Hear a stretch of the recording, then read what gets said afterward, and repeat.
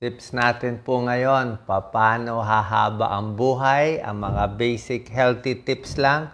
Actually, sa 12 tips na to, sigurado mapapahaba natin buhay nyo, higher chance, di ba? Para hindi maaga magkakasakit. Number 1, ano ba pinakamahalagang tip dito? 1 out of 12 to. Number 1, kailangan talaga po itigil ang paninigarilyo.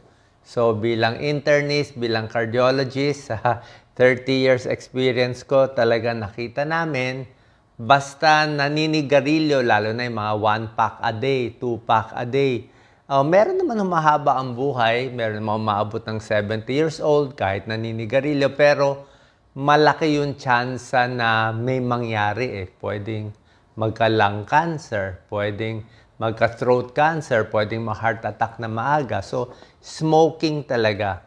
Actually, may pag-aaral yung mga naninigarilyo na babawasan ng 4 years sa kanilang life expectancy. So, maraming problema, pati prostate cancer at iba pa. Kaya, kung ito lang tatanggalin nyo, stop smoking lang, malaking bagay. Mura pa, makakatipid kayo. Number 2, pinakamaganda para humaba ang buhay. Ito po, base ito sa pag-aaral. Kailangan makontrol ang blood pressure mo. Dapat maging normal yan. Dapat 120 o 130/80 yan. Dapat din makontrol ang blood sugar mo. Dapat wala pang 100 o kung hindi kaya normal 100, kahit konting taas lang.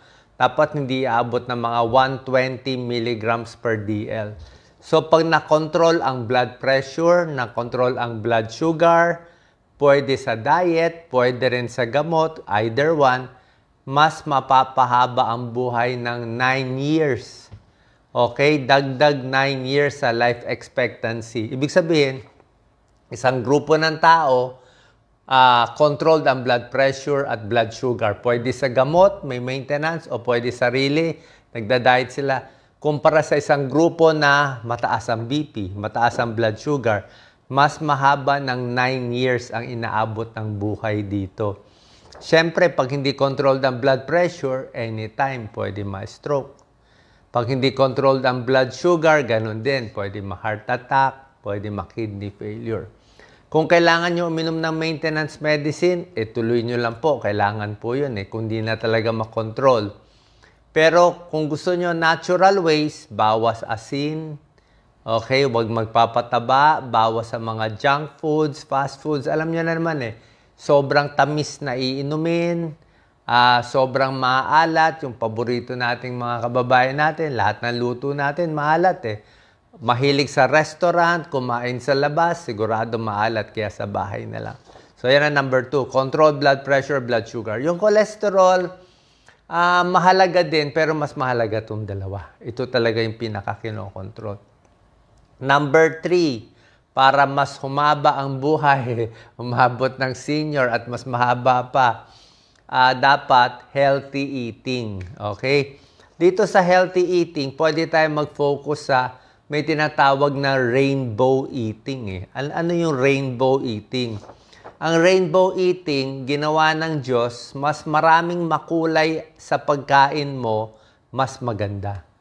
Ganyan ginawa ng Diyos yung, rainbow? Red. Yung mga red na pagkain. Red, orange, yellow, Roy G. Biv, di ba? Red, orange, yellow, blue, indigo, violet. Red, ano yung mga red? Kamatis, red.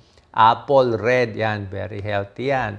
Orange colored, ano ba? Mga orange, citrus fruits, di ba? Vitamin C. Orange color, ano pa? Carrots, di ba? Sobra healthy carrots, anti-cancer. Kalabasa, di ba? Kamote, medyo orange na rin, di ba? Yellow, ano ba yellow? Mga healthy na yellow foods. Mga patatas, yellow, pero hindi. Corn, pwede rin pa konti-konti. Basta mas makulay, mas maganda. Green, syempre, green leafy vegetables. Mas green, malunggay, very green. Yan, di ba? Kangkong, very green. Spinach, very green yan. Yan, mga magaganda, mga talbos. Di ba? Blue, ano yung mga blue? Talong. Talong is blue color, di ba? Okra, green din. Ampalaya, green, favorite ko. So, mas makulay, mas maganda yan. Okay? Lalo na yung kamatis. Very healthy yan.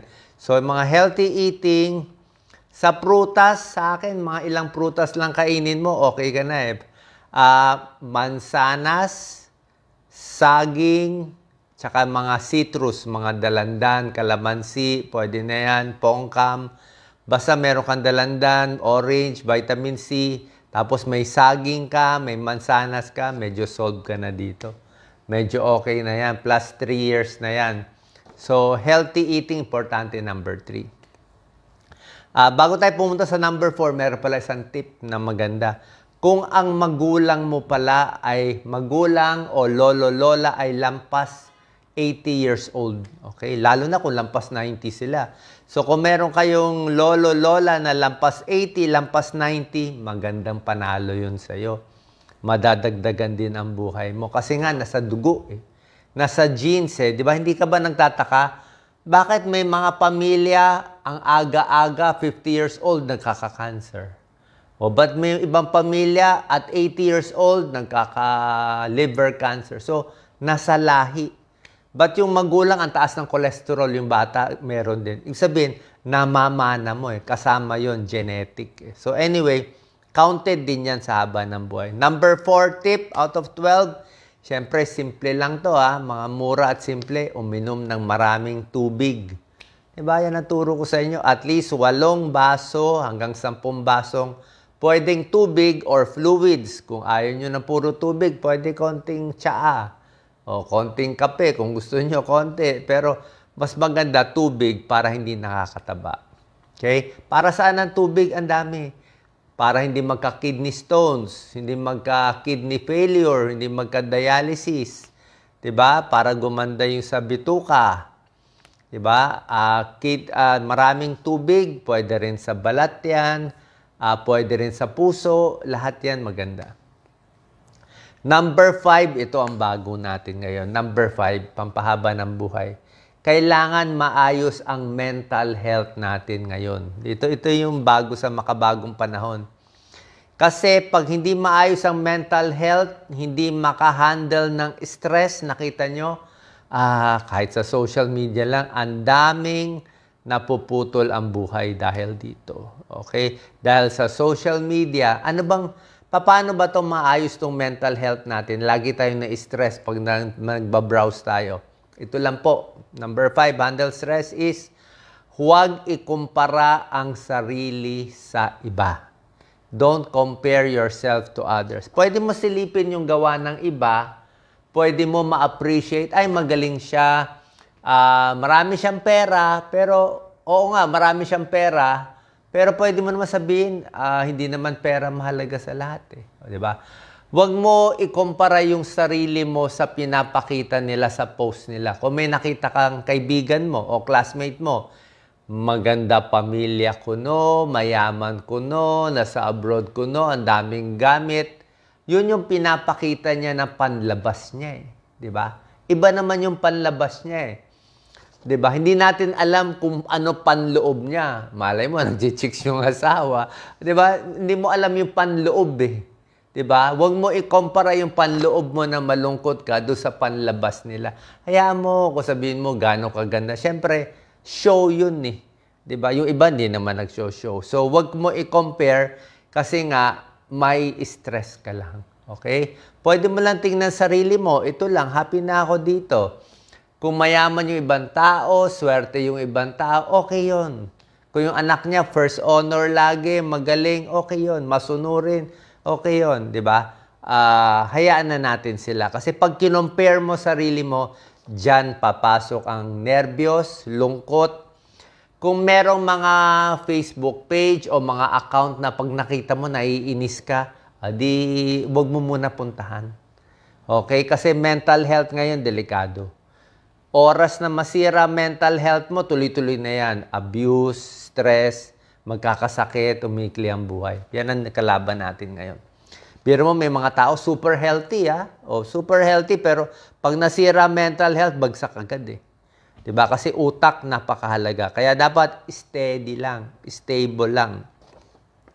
Number 6, ito, pampahaba ng buhay. Akin lang to itong mga number 6. Avoid risky behavior. Kasama to sa mental health.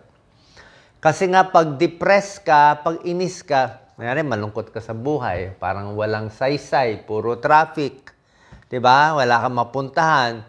Gagawa ka ng risky behavior. Hahanap ka ng adrenaline. Baka mag-racing ka, o mag-wild ka, o baka mag-video ka ng mga kung ano-anong mga risky na delikado, na medyo illegal, di ba? So, lahat ng mga reckless behavior, delikado. Okay? Reckless, yung mga seatbelt, helmet, hindi ka maingat sa sarili mo, hindi ka na nag-iisip, basta go lang ng go. Kasi nga, inis ako So, delikado, risky behavior. Okay? So, konting ingat. Dapat maingat. Wala naman masama. Pampahaba ng buhay, conscientious. Maingat. Huwag lalabas sa gabi. Baka may magnanakaw. Kung pupunta sa ibang lugar, mag-ingat. Bahay mo, maayos. Huwag reckless. Huwag yung tapon-tapon ng gamit, tulog, bahala na bukas kung ano mangyari. Delikado po. Okay? Number 7, syempre, pampahaba ng buhay. Dapat may konting lakad-lakad everyday, regular exercise. Okay? Hindi ko naman sinasabi na mag-gym kayo araw-araw. Mahal mag-gym Sa akin, kahit simpleng lakad lang Pero yung style ko kasi, hindi ko inahabol yung 10,000 steps Kung may araw na 8,000, 9,000 steps ako, hingal na ako. Pero pwede po sa senior. Sa senior, kahit 3,000 steps, pwede na 3,000 to 4,000 steps sa senior, pwede na. Tapos daanin mo ng konting weights, di ba? Kasi paalang gumagana Konti sa kamay, light weights, konting push-up, yung wall push-up lang, konting mga stretch, di ba? Konting crunch kung gusto mo. Yung mga light exercise, dapat konti-konti. Yan ang sikreto sa exercise Kung mag-exercise kayo, huwag yung pupunta sa gym biglaan. Hindi po maganda yon. Dapat gagawin nyo konti. Ngayon siguro 2 pounds lang. Sabi mo, nakakatawa ka naman, Doc, 2 pounds. Hayaan mo tumawa siya, 2 pounds. At least dinaandahan mo, 2 pounds, 3 pounds, 4 pounds. Kasi kung binigla mo yan, maraming mayabang, bigla daw, kaya ko, 10 pounds. O kita mo, pag na-frozen shoulder. Pag na-frozen shoulder ka, o na-tear mo yan, 3 buwan yan, di gagaling. Okay? 3 buwan yan, di gagaling. So, ano gagawin mo 3 buwan? Wala ka na magagawa. Mag-umpisa ka ng dahan-dahan. Tapos may rest day. Okay? So, ingat sa exercise. Biking is good, pero okay ba mag-bike sa labas? Baka matapilok tayo. Maganda ba daan natin? Baka may nakainom na katabi mong sasakyan, mabangga pa tayo. So, hanap ng safe place. Number 8, pampahaba ng buhay, huwag magpapataba. Healthy weight. Sabi nga nila the less you eat, the longer you will live. Mas konti ang kinakain. Yung mga taong humahaba ang buhay, halos lahat sila payat. Okay? Wala pa ata ako nakitang 100 years old na 200 pounds na mataba. Basta overweight kasi, unang-una, hirap na arthritis na yan. Siguradong sakit sa puso na yan. Siguradong may diabetes na yan. So, paano abot na 100 years old pag hindi healthy weight? Pero pag mapayat, konti lang ang pagod ng katawan. Number 9, nako, maraming mga galit sa akin. Gusto nyo pa mahaba buhay, sigurado. Sundin nyo na lang. Number 9, bawas alak o tigil alak. Okay? Ang dami ko nakikita pag naglalakad ako sa mga barangay, di ba? Dami ng tagay. 2:00 pa lang ng hapon, inuman na, tagay na, tanggal na yung baro, labas na yung tiyan. Di ba? Parang maraming problema sa alak. Sa pag-aaral, -3 years yun. Bakit? Sa buhay. Bakit? Tataba ka. Mataas ang calories ng alak. Number 1, pag alak, mapapaaway ka, accidents, suntukan, di ba? Pag alak, gamitin mo pampatulog, rumurupok yung ugat sa ulo, higher stroke risk. Bukod pa, alam naman natin, sira ang atay, liver cirrhosis, liver cancer. pati yung utak, yung mga nerve cells nasisira, mas ulyanin, mas mahina memory, mas Alzheimer's, mas dementia pag nasobrahan ng alak. Kaya nga pag nalasing, yun na nga eh. Diba? Kaya kung gusto mo, konting-konti, kung kaya mo i-control, pero otherwise, hindi mo kailangan eh. Number 10, ito gusto nyo, pampahaba ng buhay. Ito, invento ko rin. Number 10 is, do not overwork yourself. Pahig ka ba dito? Huwag masyadong magpagod. Huwag masyadong magpaka-stress sa trabaho. Hindi ko sinabi maging tamad, di ba? Maganda rin naman talaga magsipag, magkayod, di ba? Mag-overtime para kumita ng pera, di ba? Yan ang tinuturo, di ba? Mag-double job ka, mag-triple job ka. Huwag ka na matulog sa gabi, magtrabaho ka pa rin. Kaya lang, parang baka hindi worth it eh. Makakuha ka ng dagdag pera, magkasakit ka, mas malaki pag gastos mo. Diba? Na kumita ka ng 50,000 more a month, nagkasakit ka, isang heart attack, baka 1 million na ang gastos niyan eh. So, wag din i-overwork ang sarili mo. Easy lang. Okay? Ito yung Japanese style, di ba? Konti-konti, dahan-dahan, yung habits unti-unti. Kung yun lang ang kaya ng kita mo, kung kaya mo lang kumita ng let's say 16,000 a month, yun lang ang kaya, di tipid na lang. Diba? Tipid na lang. Kasi nga, kung pipilitin mo mag 30,000 a month, magkakasakit ka naman, di ka matutulog. Worth it ba yun? Diba? Kasi bukod sa overworking, kailangan mo may tulog. Hindi pwede ang katawan walang tulog, walang pahinga. Kasi nga, mental health yan eh. Okay? Pwede magsipag habang malakas, pero dapat may limit din. Number 11 out of 12, very important. Pampahaba ng buhay, kailangan alam mo ang lahi mo. Okay? Lagi ko to tinuturo sa inyo. Shortcut to. Paano shortcut? Ano lahi mo? Nanay mo, tatay mo, ano sakit nila? Meron ba na heart attack na maaga? Like si Doc Lisa, iniingatan ko dati, lagi. Paano yung nanay ni Doc Lisa? Breast cancer. Age 50 years old. So bata yon, 50, breast cancer, namatay. So isabihin, meron na sa dugo niya na pag namana niya yon at hindi niya namana sa tatay niya, pwede siya magka-breast cancer at age 50. So, dapat ngayon pa lang. So, pag alam mo may history kayo ng breast cancer, maaga pa lang. No smoking, kumain ka ng maraming carrots, 'di ba? Iwas ka na sa karne, uunahan mo na. 'Di ba? Uunahan mo na.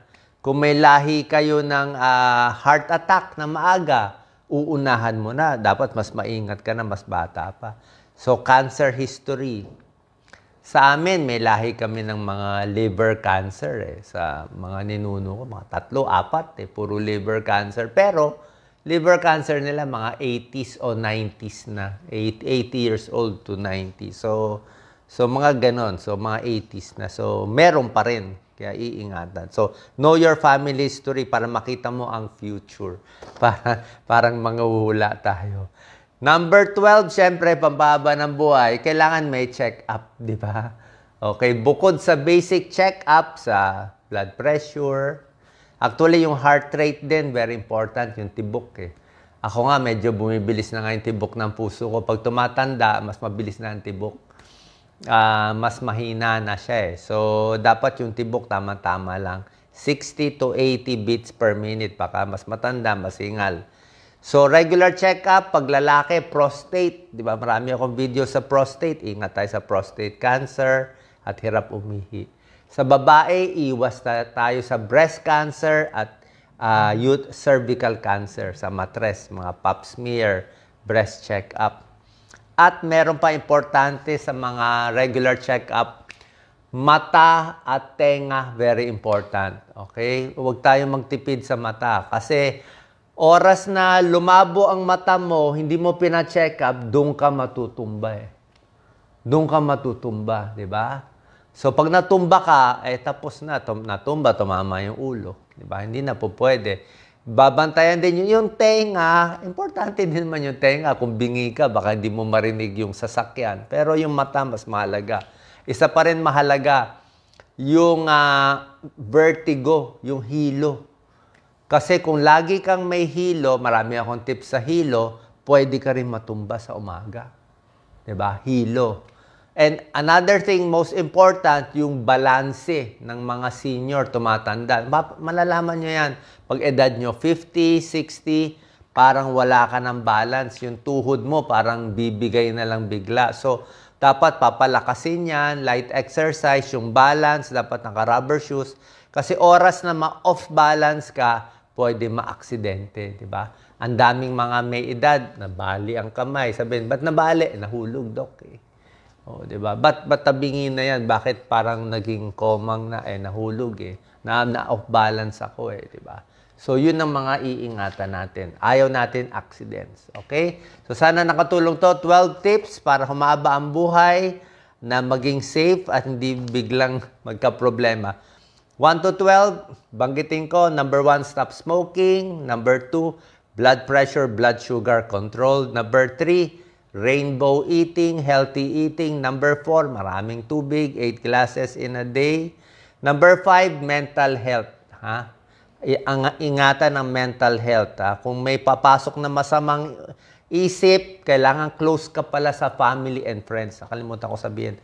Number 5, close sa family and friends. Huwag mo awayin yung magulang mo, ang kapatid mo. Masisira ang mental health mo. Huwag mo awayin. Magpatalo na lang. Better magpatalo, at least medyo speaking terms ka pa with family. Kasi oras na naghiwalay ka sa magulang mo, inaway mo, may damage sa mental health yun, may stress ka. Number 6, iwas sa risky behavior. Number 7, lakad-lakad, exercise. Number 8, huwag magpapataba. Number 9, iwas sa alak kung makakaiwas. Number 10, huwag masyadong overwork. Tama-tama lang ang trabaho. Number 11, tingnan mo ang family history mo. And number 12, magpapakita tayo sa doktor nyo para maayos. Yung mga vitamins and supplements, wala naman talagang kailangan eh. O, kung mahirap siguro isang multivitamin, okay lang. Basta marami ka nainom na tubig, okay na po yun. Sana po nakatulong tong video, share po natin sa ating kababayan. At syempre, magdarasal lagi. Diba? Magdarasal, prayer is good for the mental health. At malay mo, may pampahaba din ng buhay. Sa tamang pagdarasal at malaman yung mission natin sa buhay. Kailangan din may goal eh. Kung may goal ka, mas mahaba din yung buhay. God bless po. Share po natin.